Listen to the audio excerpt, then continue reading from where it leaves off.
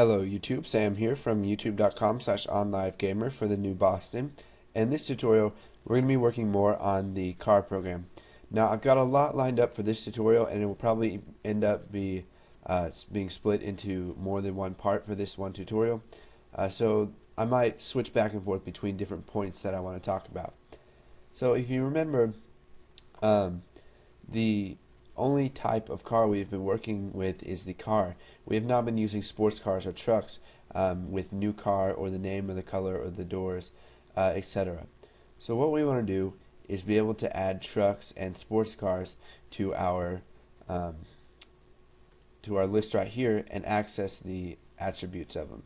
So let's go over here to Form 1. And now I showed you a way of using selected car to get the selected car that's at the index. Well, now what we can do is instead of having that being limited to only being a car, we can come down here to button set name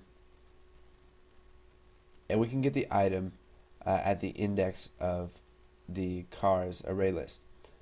So we'll just type cars and then we'll do list cars dot selected index.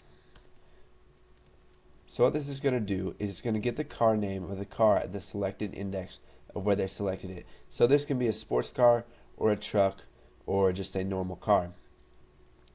And it will get the car name value of that. So let's just go ahead and change some of these values. So we'll type cars and then at index of list cars dot selected index. Now we could go through and manually change each one of these, but there's an easier way to do this. We can just go ahead and press Control F and it will bring up the find and replace menu. So what do we want to find? We want to find selected car. So you can see that it went ahead and found the next one for us. We can go ahead and replace this with cars at index of list cars dot selected length. Not length. Why did I say that? Selected index. So let's just go ahead and get this out of here, and we'll replace all. Or we'll just go ahead and replace this one right here. Quit dropping in there. So we'll replace, and let's make this a little bit smaller.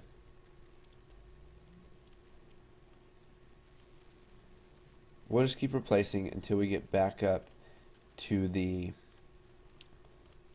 first selected car, which is right there. Okay, so now that we've replaced all of these inside of our button event handlers, let's go ahead and test it out and see if it works. So we'll minimize these just to organize the code a little better, and we'll run this. So we'll select Mustang GT, we'll set the name of it, and you can see we get old name Mustang GT. We can just name it the OnLiveGamer GT, click OK, and it's going to update it for us. So that way we can use objects of type other than selected cars. So now what we can do is we can allow the user to build a different kind of car in their new car form right here. So we can have them make a truck or a car or a sports car. So to do this, let's go ahead and come over to form1.vb, and we're going to add a combo box right here. Now this isn't the best looking program, but you guys can change it around to whatever you want to make it look a little bit better. So here's our combo box, and we want to go ahead and go to the collections in the property, or the items. So we'll add car, truck, and sports car. And so now if we click OK, the user has the option to choose either a car, truck, or sports car when they create a new car. So just like that. Now let's go ahead and come over here to our new car.vb, and what we're going to do is we are going to create a public variable called vehicle type as let's say string. So whenever the user selects something from the combo box and clicks new car, we're going to get what they selected and use it in our new car form. So instead of saying name of car, it might say name of truck or name of sports car. So we'll come back over here to form1.vb, and whenever they click button create car, it's going to call the create car method that we have. So what we need to do is we need to come down here. We have our add new car form. It's a new car form, and we show the dialog. So now what we need to do is use an if statement.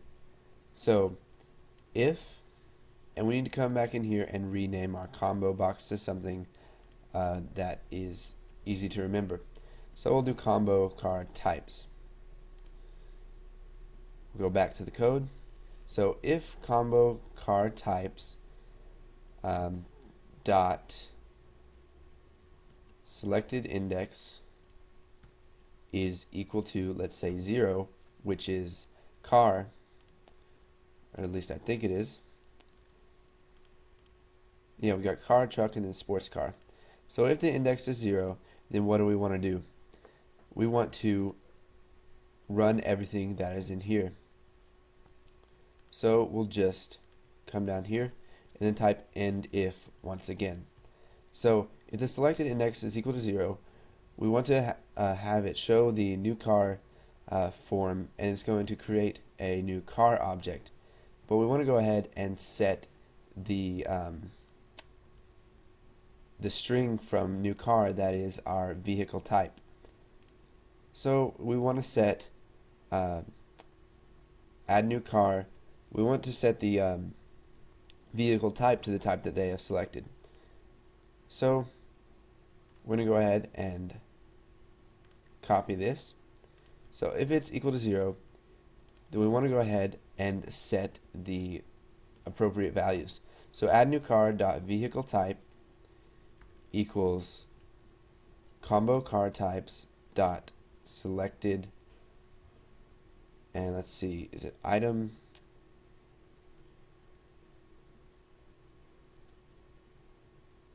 Oh yeah, let's do selected item. That should give us, sorry about that alarm, but that should give us the text that is inside of the combo box. So whatever the vehicle type is, it's going to send that back to our new car object that we've created.